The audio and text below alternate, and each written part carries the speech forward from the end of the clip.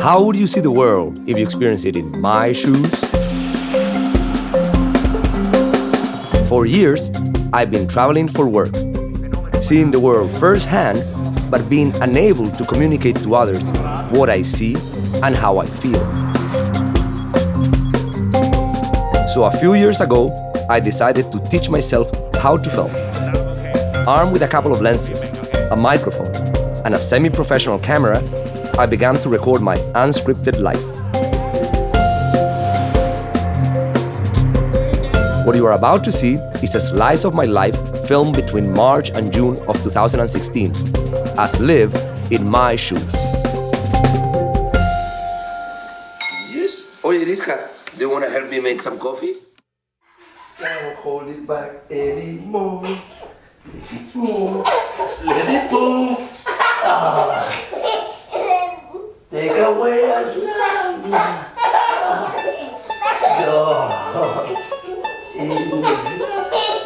Woo! You want more?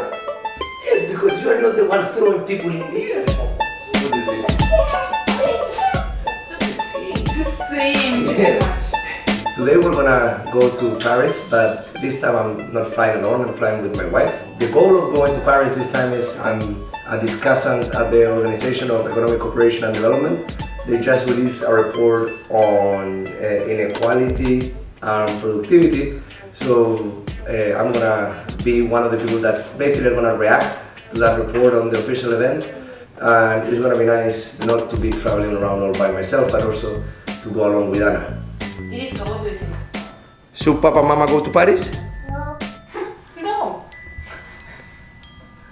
What, they should stay home with Rizka? Yeah.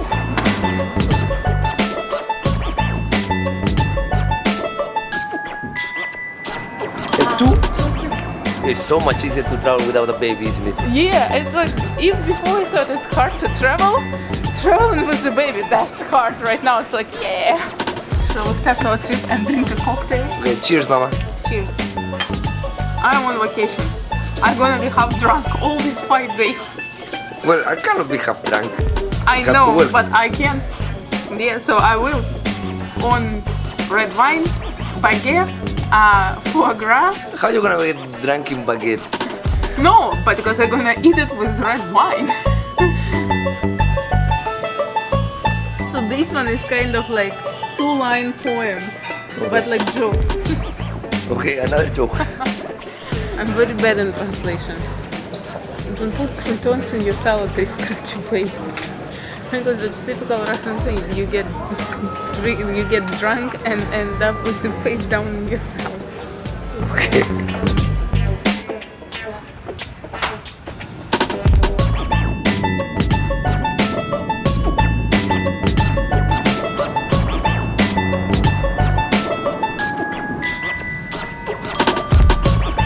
I'd like to welcome you to Paris' Charles de Gaulle Airport.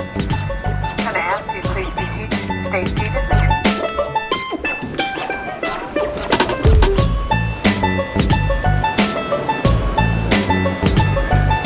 We're in Paris. Who knows?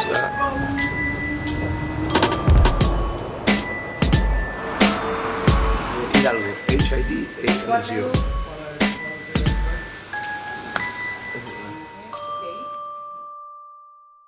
We're now in Paris, and Dima, Anna's brother, came to visit us from Ukraine. Anna hasn't seen Dima. How long haven't you seen Dima? Last time I was in Ukraine, it was 5 years, and remember he couldn't get a green card to visit our wedding because I don't know why US Embassy was not giving us. They rejected him like 3 times. Yeah, exactly. So he couldn't go to the wedding, so he hasn't met Iris. Anyway, so we're gonna meet Dima today, and we're gonna go through Paris with him.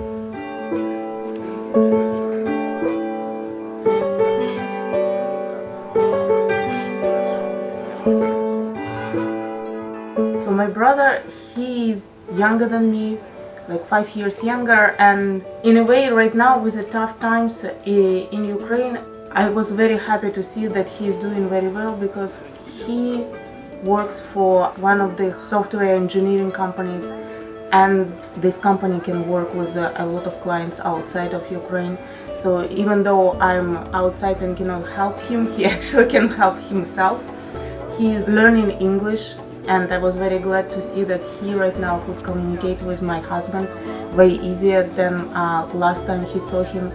So overall, I'm hoping that while he would travel outside of Ukraine more often, he would be able to get visa and come and visit us in US and see my daughter, who he have not met yet, and I hope we will stay in contact more often.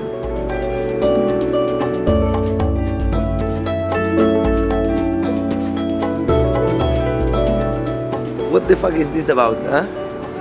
Don't be a dad of a little girl. That's Yeah, dads of little girls are prohibited, so it's about you. yeah, you cannot be a dad. Dad forbidden.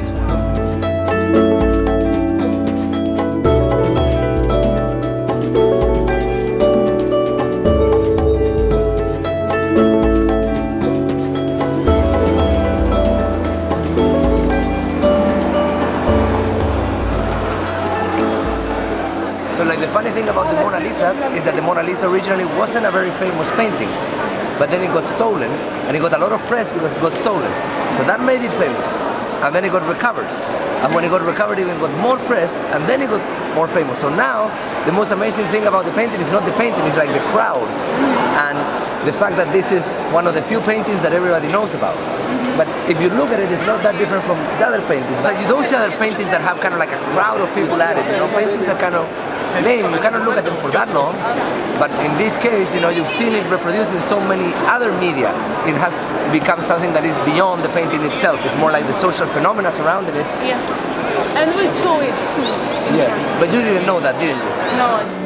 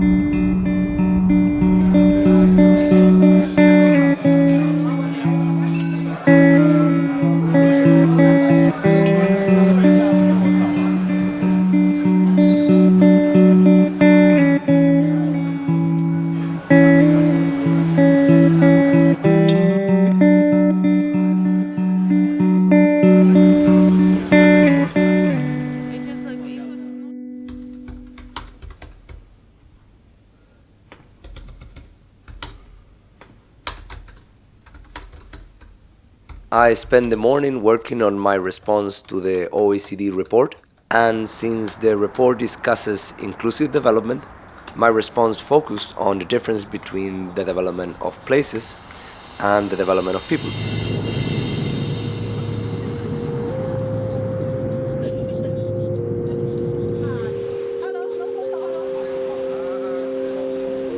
The idea of developing places is based on the implicit assumption that development can be engineered by investing on skills, infrastructure, and institutions. But the fact that development has occurred in some places does not mean that people know how to engineer it. In fact, the development literature is filled with examples of failed development efforts. So an alternative way to think about development is to focus on the development of people. This is the idea that development happens when people are included in developed places. These are the places where the networks of people that have accumulated the knowledge and know-how we need to be collectively productive are located. But including people in developed places nowadays is not possible because the right to work is not a universal human right. For most people, it is illegal to work on most of the world. People are not free to sell their labor unless they obtain a hard-to-obtain permit known as a work visa. Of course, I have the privilege of not having to worry about these restrictions because I am a citizen of 2 OECD countries and a permanent resident of a third one. But I still think it is bullshit that those who need opportunities more than me lack the freedom to sell their labor in most of the world. Of course, many people don't realize that we live in a world where working is illegal. But that is because they never tried to work elsewhere, not because working is not illegal in our world. Thank you. A passport, please. But this is what these guys at the OECD send us to print. from the Hungarian Invitation. public. Les agents CD, vous passez par là, s'il vous plaît. Which email do you want? Like, yeah. Do you have an invitation, madame? I have the same. Yeah, I have like the emails. Yeah, that's what they send us, man. Yeah. No anything. You are speaker. Yeah, exactly. I'm a speaker. Yeah. You must receive an invitation with a barcode. Huh? Ici. Ah, okay. Okay. So, Yeah. So they don't send a barcode. They send kind of like this PowerPoint slide. Yeah. Thanks. Yeah, Hidalgo. Yes. How you doing? I'm Luba. Ah, nice to meet you. Nice to meet you too. Yeah. This is my wife Anna. Yeah. Nice to meet you. You know, I can make one with a Sharpie, I guess. Yeah. It's right here, that's fine. Yeah. Okay. So this is once a year, the forum, or? Okay. Yeah, almost 3,000 participants registered, so. Really? 3,000? Yeah. I thought it was gonna be like a few hundred. No. So you guys have a big auditorium then? Yes, we do. Yeah. What about in Chile are you writing thesis I'm on? writing about entrepreneurship. So Oh, okay. Social responsibility and the role of I know a lot of entrepreneurs. people that you would be interested in interviewing them. Really? Yeah. Hello. Hi, nice to meet you. I will be allowed To film? to film. Yeah. Do you think she's gonna be allowed to film at the? Yeah, I don't think they're gonna tackle you. They're too diplomatic. They're just gonna look at you funny. And I also try to understand network intelligence, basically how groups of people become smart together.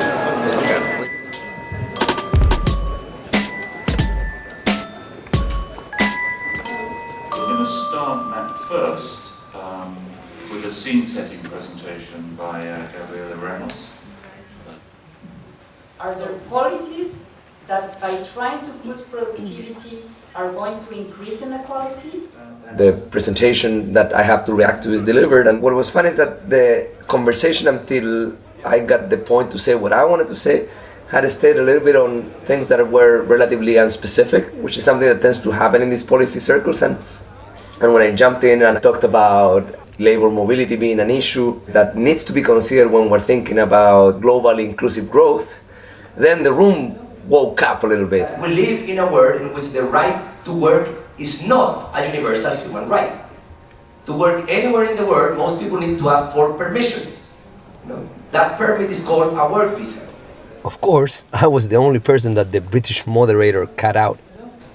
If you look at the estimates that people have put on labor mobility, they say 0.5 percentage point of the labor force of developed countries, if it were to come from developing countries, it would equal all foreign aid.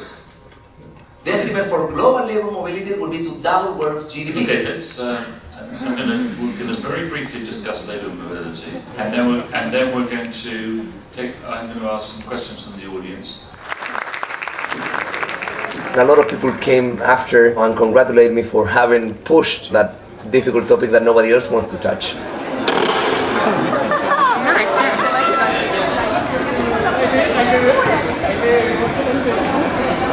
La selfie, Cesar, la selfie. Ya, pues, aplica. Miren para la selfie, Cesar. Then we went for a cocktail party, and then we went to a dinner at the Chateau, which is like the fancy part of the OECD complex. So it was a lot of fun. One day a journalist was driving through a rural area and he noticed that there was a man standing under the sun on his land and watching at the sky. So that has attracted this journalist. He stopped his car and went back, and curiously he asked, "Could you please tell me what are you doing?" He said, "Don't you see that I am working for the Nobel Prize?" He said that I read in my childhood that those who are outstanding in their field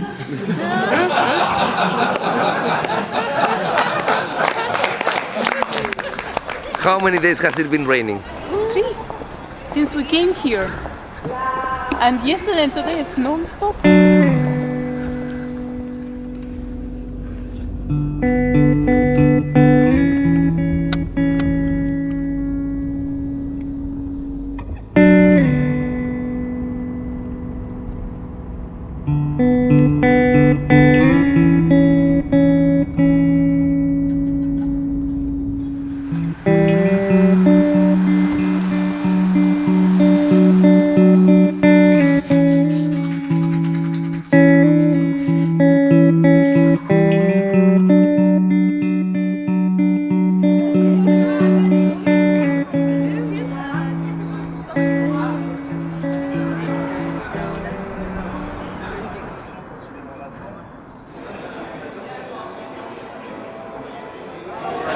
How you doing?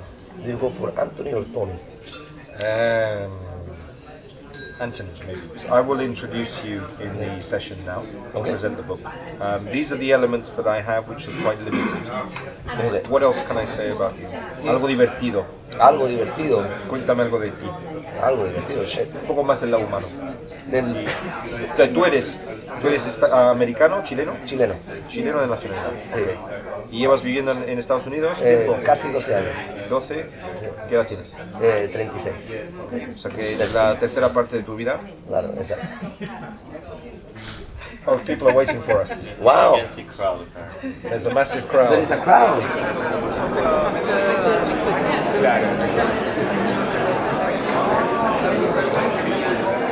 So the book is called Why Information Grows, and it's a book that it's a little bit strange because on the one hand, it's a book about economic development, and on the other hand, it's a book about some basic fundamental physics concepts. So for example, here if you look at Mexico in 1982, you would see that Mexico, exported vehicle parts and accessories at that time, but did not exported cars yet. But exported a lot of products that were similar to that. These are the dots that are painted. The ones that are grayed out are the products that Mexico did not export. But if you look now at Mexico in 1996, then Mexico diversifies towards the production of cars. And in general, we find that that is true in all cases. All economies tend to move to products that are similar to the ones that they make.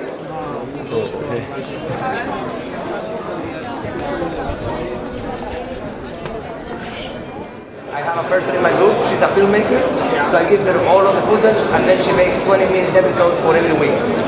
One step back. Okay? And it's gonna be black and white and a little bit depressing like a French movie? No? Smoke cigarette. Smoke cigarette. Yeah, there's no hope for the world. Continue your research. Your ideas are just, where did they come from? Entonces, pero aquí alcanzo a filmar bien a la presidenta bajando. Okay. Look, and there's the minister on the back, like telling him stuff. It's always funny to see a president walk by because there is always a crowd of people running in front of them, making sure they fix everything they're about to see. I guess the power to see the world as is a power that presidents don't have.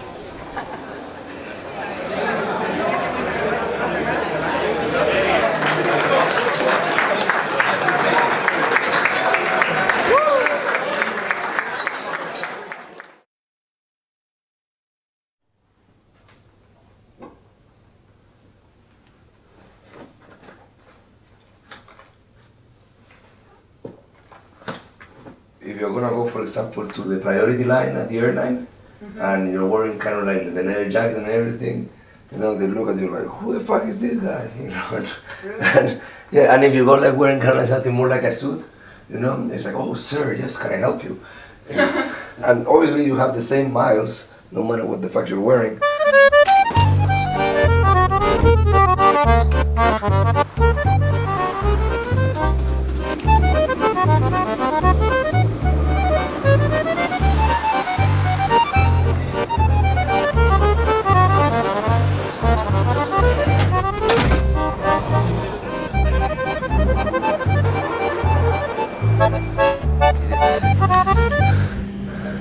Yeah, I have your passport.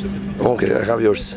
Our train, implied that we had to make a change because there were some repairs and we barely were able to make it. So we ran all over the airport and we made it just in time. I was so sweaty that I had to buy kind of like this t-shirt at the airport.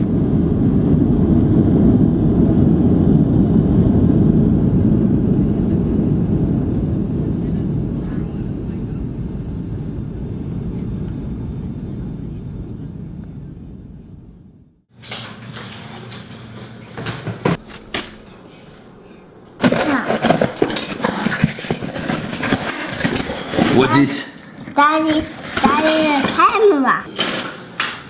There. Go like this. No, that is And it has the hole here, you can put it there. Wow. I can have that one. Okay, you wanna put it here?